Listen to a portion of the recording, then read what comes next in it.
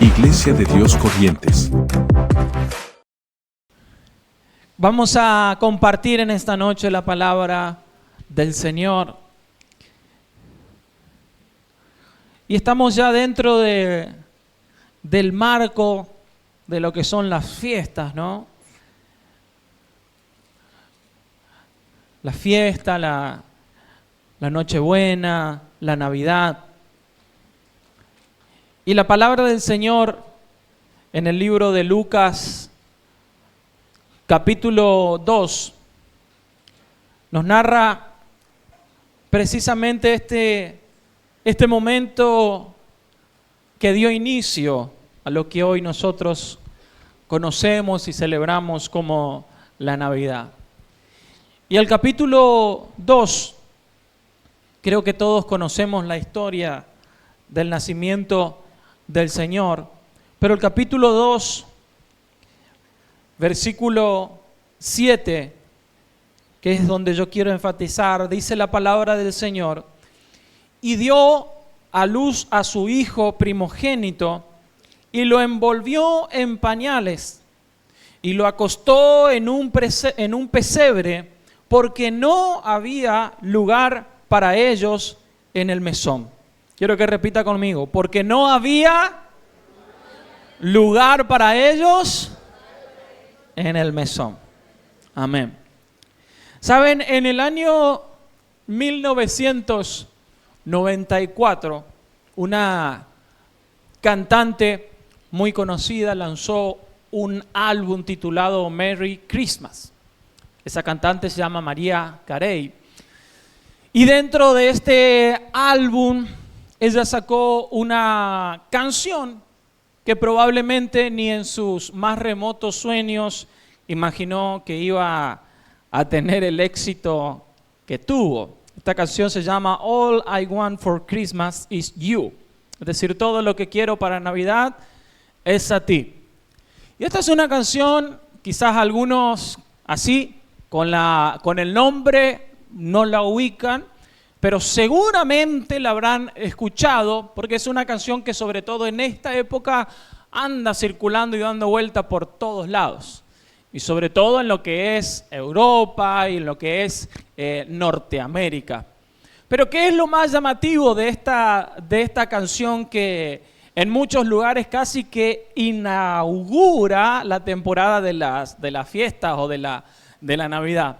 Lo más llamativo de esta canción es que ya han pasado más de 30 años desde el momento en el cual ella lanzó este álbum, y sin embargo ella sigue recibiendo las regalías, ¿sí?, por las reproducciones de esta canción.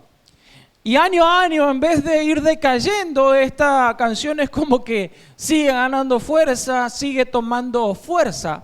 Y se estima, ¿sí?, que son entre 2,5 y 3 millones de dólares por año lo que Mariah Carey recibe simplemente porque su canción es escuchada o es sonada en el mundo, ¿sí?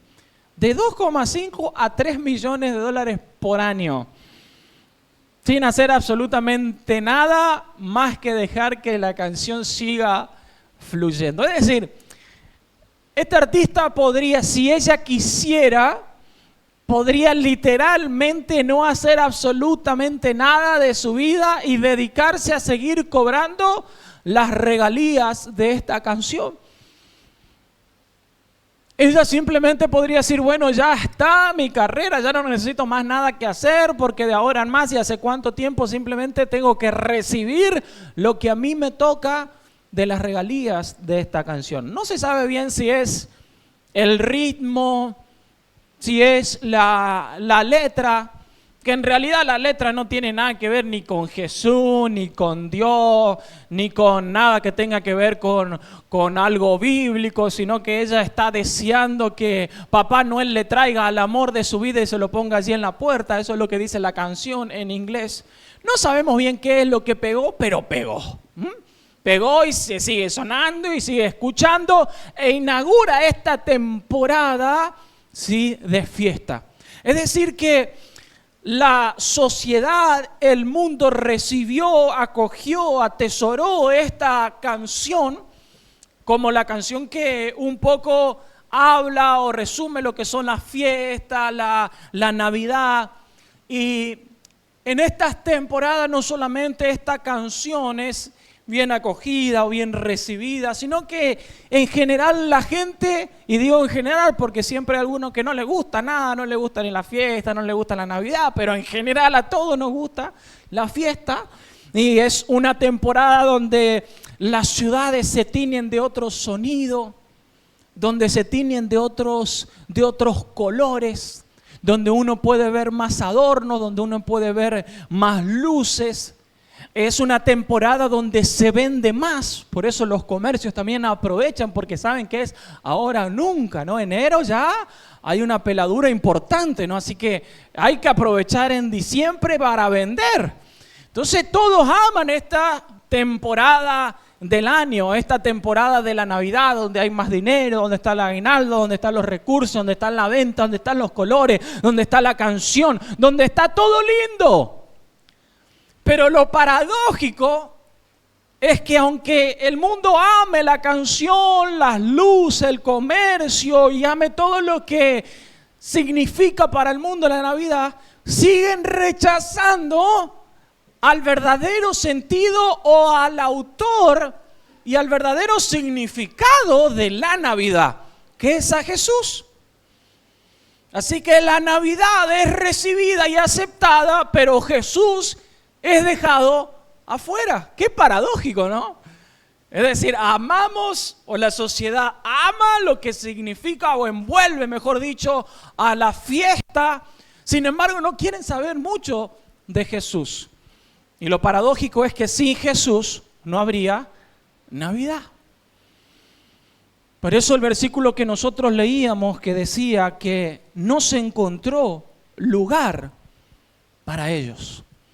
No hubo un lugar donde María y José puedan estar y por ende donde Jesús pueda tener las, condiciones mínimas de un alumbramiento. Desde el momento en el cual Jesús fue concebido, desde el momento en el cual el Señor estuvo en el vientre de su madre, allí en el mismo instante donde Él estuvo buscando un lugar, ya desde ese momento el Señor no encontró un lugar donde nacer, no hubo un lugar para el Señor. Y a lo largo de su vida pareciera ser que esta historia se iba a ir repitiendo. Y es como si de alguna o de otra forma el mensaje fuera: mira que en este mundo no te van a dar lugar. Mira que en este mundo no vas a encontrar un lugar. Por el contrario, lo que Jesús encontró fue siempre rechazo. El Señor encontró rechazo. El rechazo hacia Jesús comenzó allí en ese momento, pero luego cuando Él comenzó su ministerio, vamos a ir encontrándonos que en muchos lugares rechazaron a Jesús. No quisieron saber nada con el Señor. Hubo una región que literalmente le pidió a Jesús que se fuera. En Lucas capítulo 8, versículo 37 dice: entonces toda la multitud de la región alrededor de los Gadarenos le rogó que se marchase de ellos, pues tenían gran temor. Y Jesús, entrando en la barca, se volvió. Es decir, que no fue un grupo de personas, sino que toda una región vinieron al Señor diciéndole: Señor, te pedimos por favor que te vayas. No te queremos por estas regiones. No te queremos por estos lugares. Aunque lo que el Señor había hecho era bueno. Aunque el Señor había traído liberación, había traído restauración, aunque el Señor había hecho milagro y sin duda podría haber seguido haciendo milagro y podría haber seguido desarrollando su ministerio.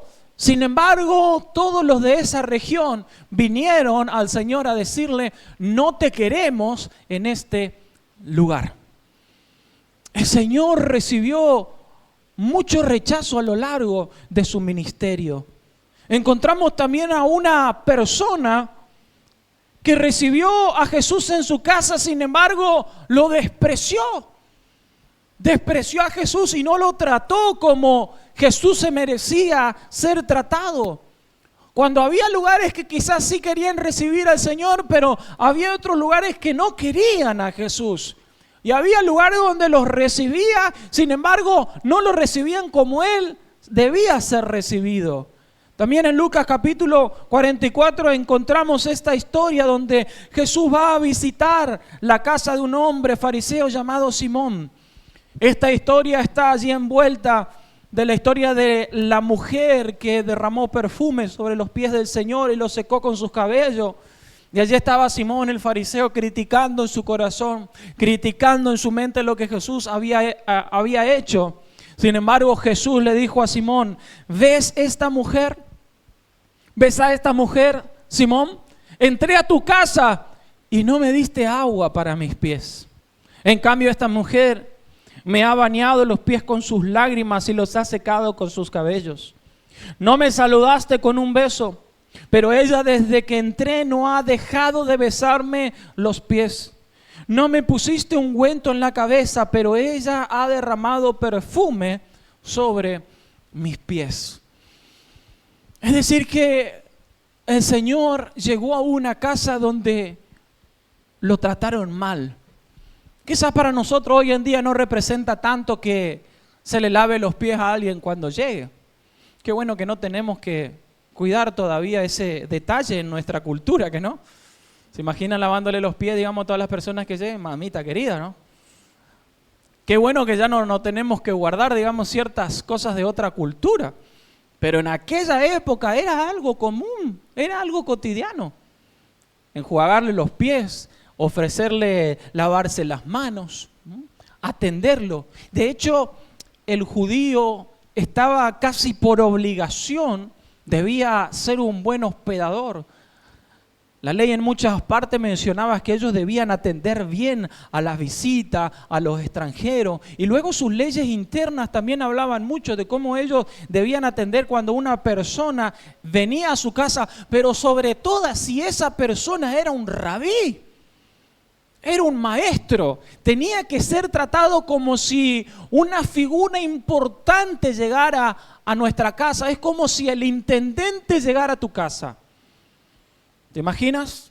El intendente, el gobernador, algún diputado, algún senador te dice: mira, voy a ir a tu casa, y que entre, y vos le dices: sentate ahí nomás, corre ahí la ropa esa que lavamos y no tuvimos tiempo de guardarla, corre un poquito ahí, fuera, salí, y le corre a los gatos, le corre a los perros, y se sienta ahí un poco entre todo el desparramo de cosas. ¿Cómo se sentiría esa persona? Sería casi de mala educación.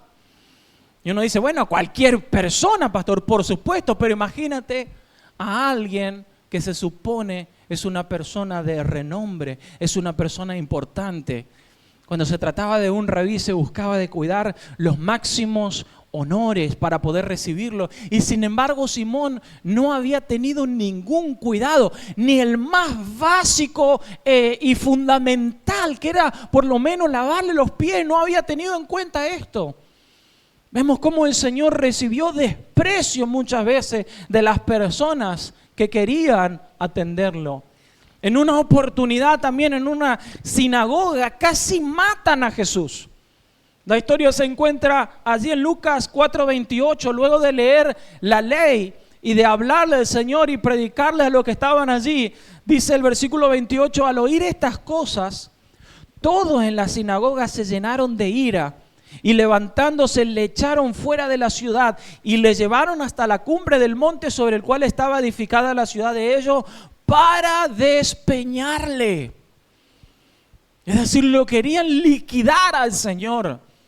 Toda la congregación, toda la sinagoga comenzó a empujar, comenzó a llevarlo al Señor porque decían: este no sale vivo de este lugar.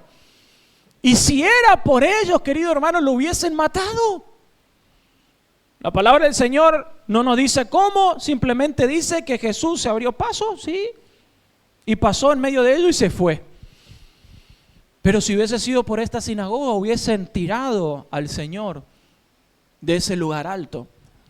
Es decir, que el Señor recibió desprecio en las regiones, recibió desprecio doméstico en el hogar de algunas personas, recibió desprecio en las sinagogas. No me alcanzaría la noche para leer todos los pasajes que hablan del desprecio que el Señor recibió de los líderes religiosos de la época.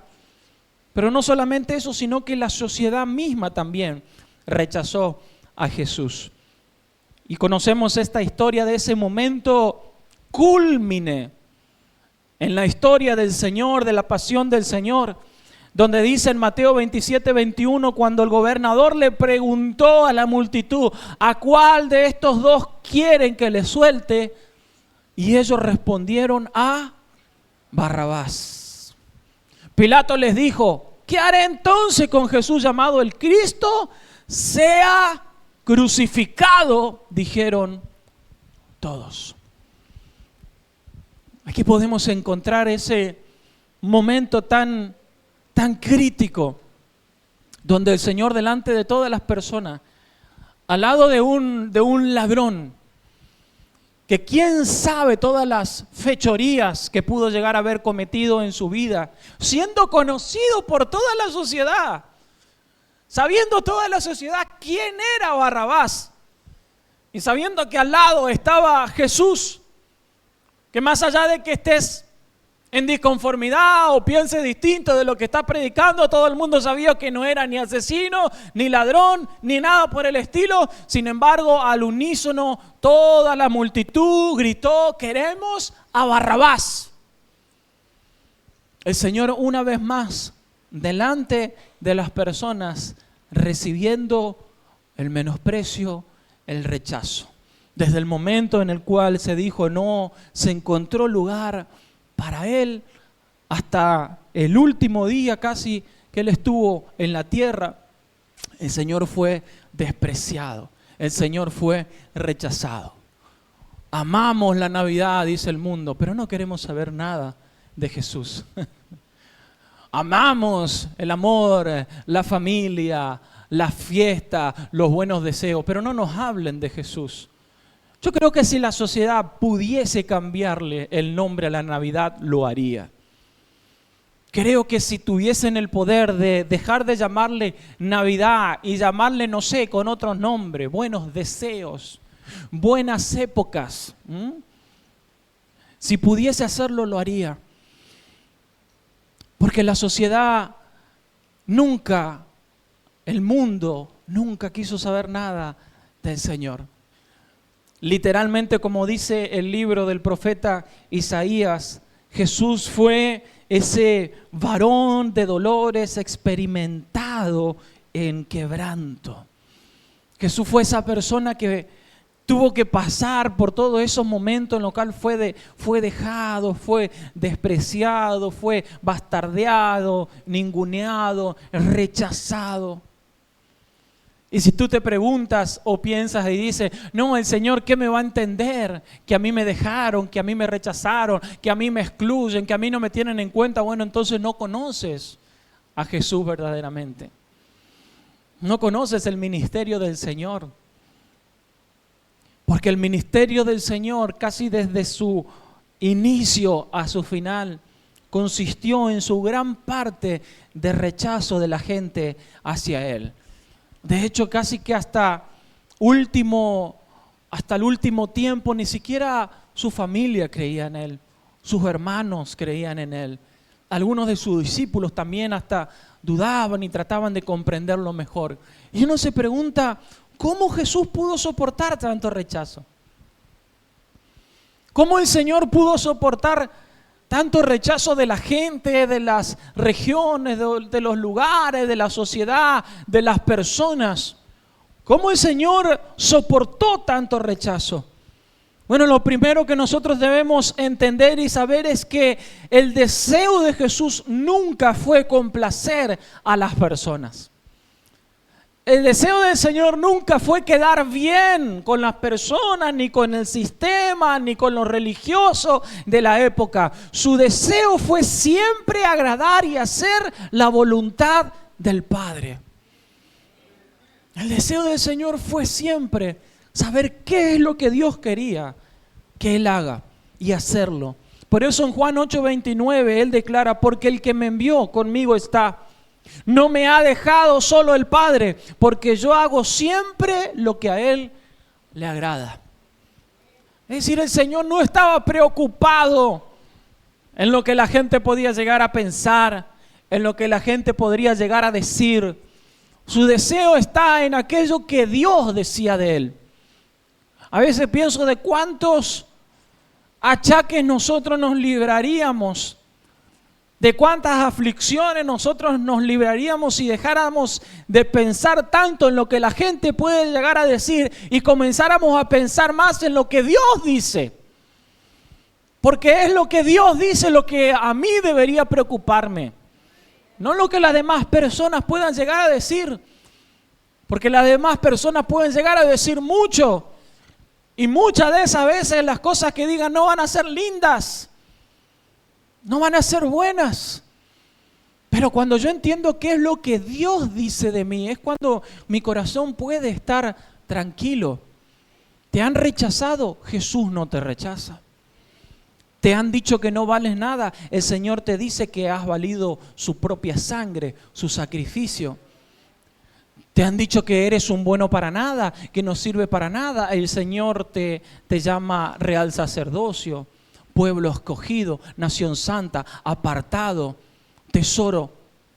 ¿Cuántas cosas que la palabra del Señor nos habla en cuanto a nuestra identidad? Porque no debería ser la sociedad la que defina nuestra identidad, ni mis amigos, ni mi familia, ni mi casa, ni mis vecinos, ni siquiera mi hermano en la fe.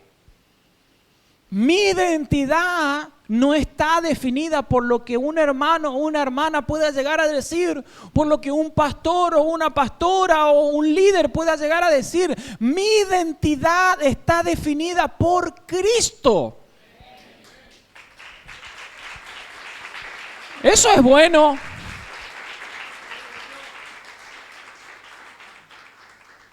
Yo no puedo dejar que los demás me definan, porque los demás me van a definir de acuerdo a lo que ven sus ojos.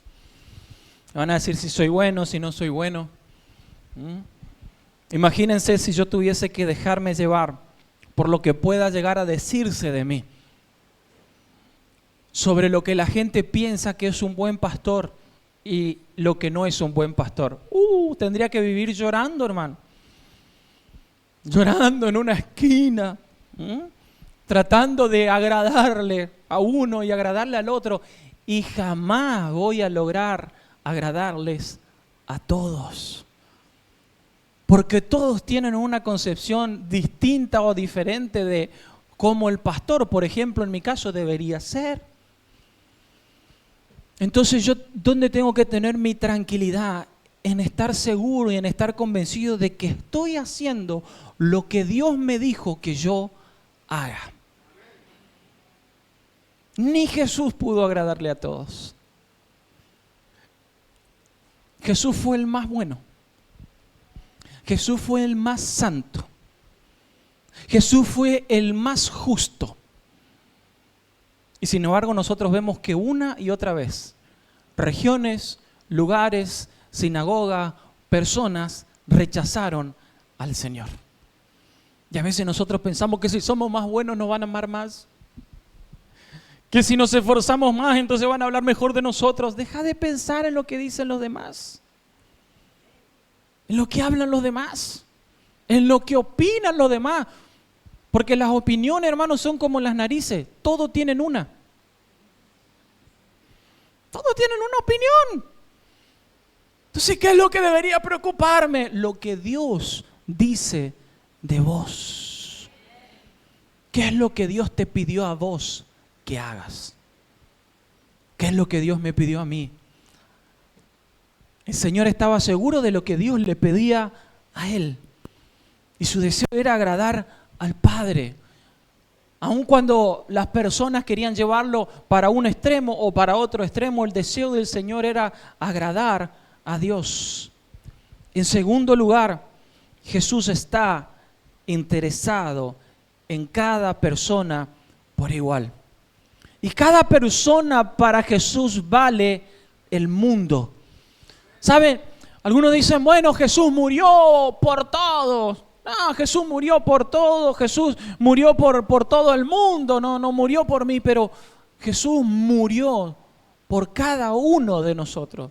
Y sabes que si tú hubieses sido la única persona en este mundo, Jesús hubiera bajado de ese trono y de la misma manera hubiese entregado su vida y hubiese derramado su sangre solamente por vos. Si hubiese sido el único que existía sobre la tierra, el Señor hubiese dado su vida igual. Ese es el amor del Señor. El Señor no ama así al montón.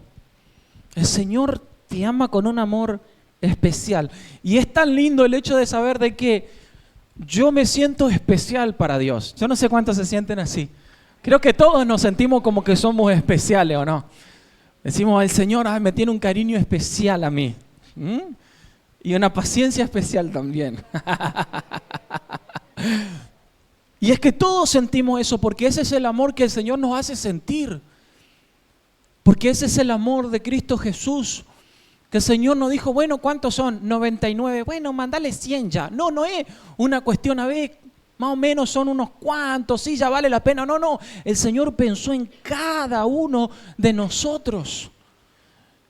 El Señor pensó en cada persona que iba a creer en Él.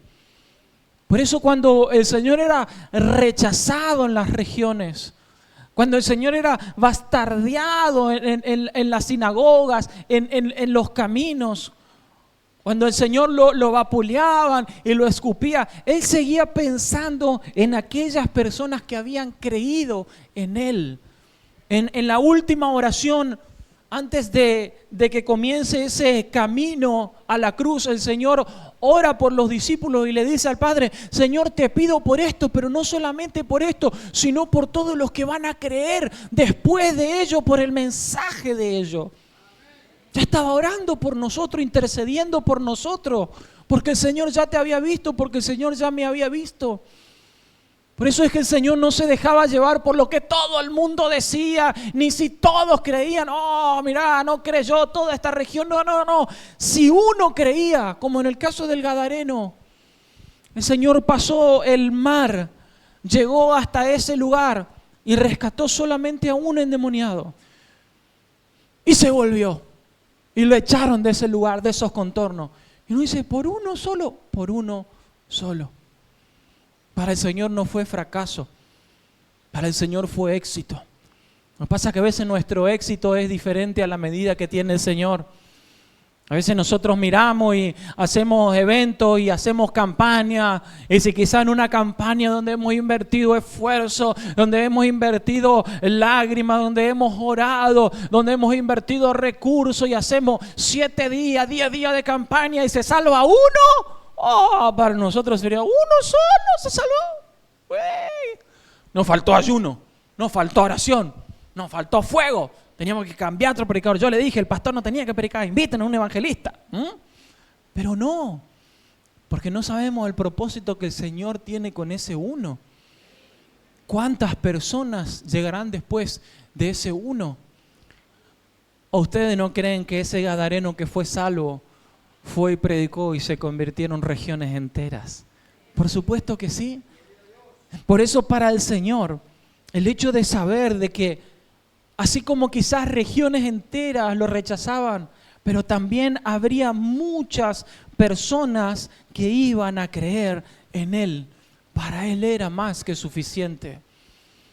Y el Señor soportó la cruz y todo lo que envuelve a la cruz en cuanto al rechazo que Él recibió y todo lo que Él recibió, el Señor lo soportó sabiendo de que aún así muchos iban a creer en Él.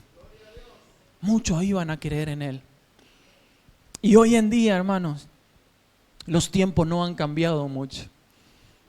Y mire que han pasado más de 2000 años. Y miren que las sociedades han evolucionado. O podríamos ponerlo en tono de pregunta, ¿han evolucionado? Pero ¿cómo ha cambiado el mundo del tiempo en el cual el Señor vino a este tiempo? Totalmente distinto. Sin embargo, no ha cambiado tanto porque el hombre sigue siendo el mismo hombre. Sigue siendo el mismo pecador en necesidad de redención. Sigue necesitando del mismo amor, de la misma gracia de ese entonces. Sigue necesitando ser redimido del mismo pecado que hubo en el tiempo de Jesús, que sigue existiendo hoy. Y también hoy en día se sigue rechazando a Jesús, como en los tiempos en los cuales Él llegó a este mundo, como en los tiempos en los cuales Él caminó. Todavía hoy en día Jesús sigue recibiendo rechazo. Sigue recibiendo adoración, claro que sí. Hay un altar, un incienso que sube delante de la presencia del Señor continuo de adoración, de oración, de clamor, de intercesión continuo de todas las naciones. Eso está allí subiendo delante de la presencia del Señor como un incienso continuo. Pero de la misma manera también el Señor conoce el rechazo que día a día sube de personas que se van a una eternidad sin Cristo. De personas que conociendo, que sabiendo, deciden darle la espalda al Señor. El Señor sigue recibiendo rechazo y yo creo que el Señor se sigue doliendo por aquellos que lo rechazan. Y uno podría decir, ¿y por qué el Señor no hace que todos se conviertan? ¿Y por qué el Señor no hace algo para que todas las naciones puedan creer en Él? Pero el Señor nunca le obligó ni le forzó a nadie a creer en Él. Nunca lo amenazó. Ni amenazó a nadie diciéndole, vas a ver ahora cómo te va a ir por no haberme recibido. Van a ver ustedes, nunca. El Señor nunca le dijo, más vale, le conviene que ustedes me acepten, le conviene, si no, no saben lo que les espera, no. Ni siquiera en la gran comisión el Señor nos dijo, vayan y exijan que crean, vayan y oblíguenos a que crean. No, simplemente dijo, vayan y anuncien. Porque el Señor nunca te va a obligar ni a que creas en Él, ni a que lo ames, ni a que lo sirvas. El Señor nunca te va a obligar. Nunca nos va a obligar, hermano. ¿Cómo el Señor nos puede obligar a amarlo? ¿Cómo el Señor te puede obligar y te puede llevar a ponerte allí en esa encrucijada de decirme, o me amas o te dejo de bendecir? O me ama o te traigo una maldición sobre tu vida o sobre tu familia. O me sirve o no sabe el castigo del infierno que se va a desatar sobre vos. ¿Cómo el Señor podría hacer eso? Jamás podrías recibir una adoración que no nazca de nuestro propio corazón. Jamás podrías recibir un servicio que no nazca de nuestro propio deseo. Jamás podríamos seguir al Señor si no estuviésemos nosotros completamente convencidos de que queremos seguir, servir y amar a Cristo. Nadie te lo puede imponer, nadie te puede obligar. Solamente vos y yo podemos tomar esa decisión. El Señor recibió rechazo, el Señor sigue recibiendo rechazo, pero a pesar del dolor del Señor por aquellos que lo rechazan, Él también se goza por los que le reciben. Y aquellos que lo reciben forman parte de esa iglesia gloriosa que Él viene a buscar. San Juan capítulo 1 versículo 9 dice, aquella luz verdadera que alumbra a todo hombre venía a este mundo. En el mundo estaba y el mundo por Él fue hecho, pero el mundo no le conoció. A los suyos vino y los suyos no le recibieron, lo rechazaron. No quisieron saber nada del Señor. Sin embargo, continúa. Versículo 12 dice, mas a todos los que le recibieron. Oiga, mas a todos los que le recibieron. A los que creen en su nombre, les dio potestad de ser hechos hijos de Dios. A todos los que le recibieron. A los que creen en Jesús. El Señor dijo, ahora eres mi hijo. Padre dice, ahora eres un hijo, ahora eres iglesia, ahora eres escogido, ahora eres apartado. Y el Señor no se avergüenza y el Señor no se duele, sino que el Señor se goza. Ponte de pie en esta noche.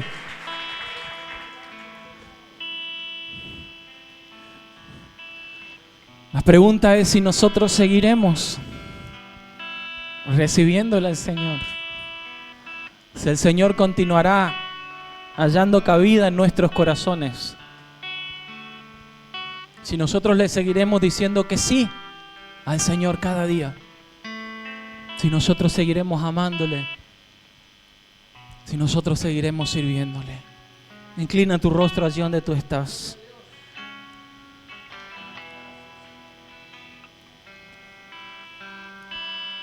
Padre, te bendecimos en esta noche.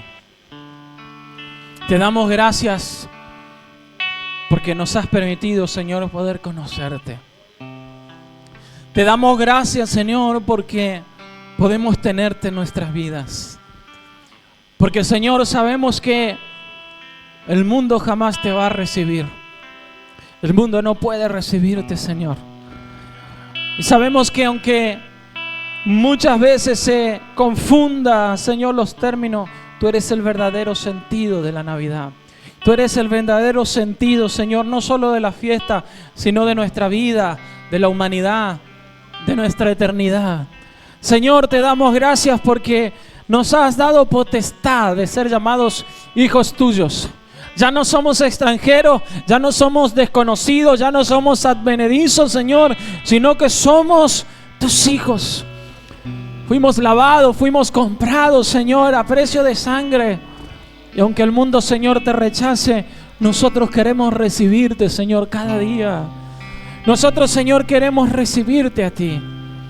Queremos que tú puedas encontrar, Señor, lugar en nuestra vida, lugar en nuestro tiempo, Señor. Lugar, Señor, en nuestros espacios.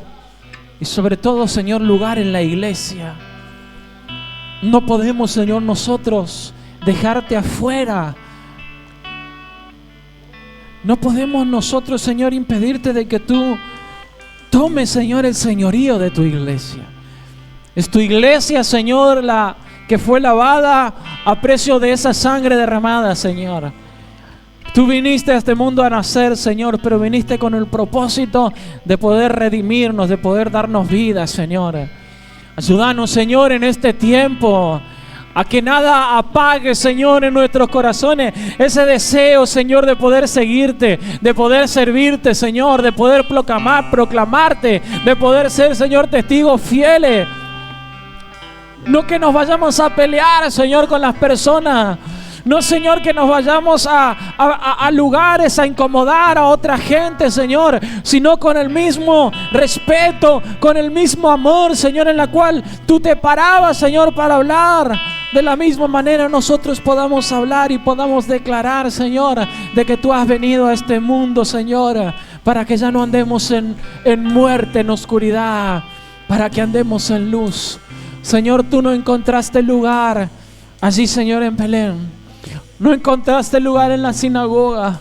No encontraste lugar en el sistema religioso. No encontraste lugar en muchas regiones, Señor. No encontraste lugar, Señor, en muchas partes, Señor, de la tierra. Pero, Señor, queremos que encuentres lugar una vez más en nuestras vidas.